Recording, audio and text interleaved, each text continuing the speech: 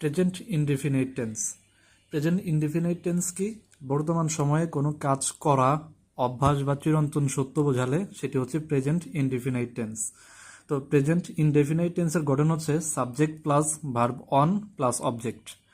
যদি subject third person singular number হয় তাহলে ভার্বের সাথে হচ্ছে এস অথবা ইয়েস যোগ হবে, এবং ভার্বের শেষে যদি ওয়াই থাকে ও ওয়াইয়ের পূর্বে যদি কনসোনেন্ট থাকে, অর্থাৎ এ ই আই ও ইউ এই পাঁচটা ভাওয়েল বাদে যদি ওয়াই এর আগে কনসোনেন্ট থাকে তাহলে ওই ওয়াইটা উঠে আই ই এস যোগ হবে।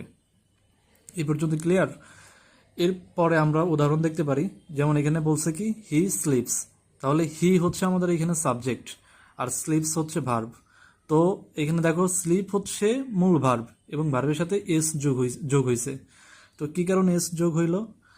কারণ হইতেছে আমাদের এখানে যে সাবজেক্ট হি আছে এটা হচ্ছে থার্ড পারসন এবং এটি সিঙ্গুলার নাম্বার। তাহলে আমরা কি জানছি যে সাবজেক্ট যদি থার্ড পারসন সিঙ্গুলার নাম্বার হয় তাহলে ভার্বের সাথে এস অথবা ইএস যোগ হবে। এরপরে বলছে হি রিডস এ নভেল, তাহলে দেখো নিয়ম অনুযায়ী subject he subject, verb on এটা ভার্ব অন এবং অবজেক্ট এ নভেল হচ্ছে আমাদের অবজেক্ট।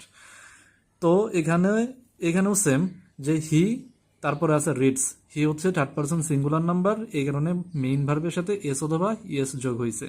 এরপরে বলছে he always carry a bag, তাহলে দেখো হি হচ্ছে কি আমাদের থার্ড পারসন সিঙ্গুলার নাম্বার, আর থার্ড পারসন সিঙ্গুলার নাম্বার হলে কি হবে? ভার্বের সাথে এস অথবা ইএস যোগ হবে।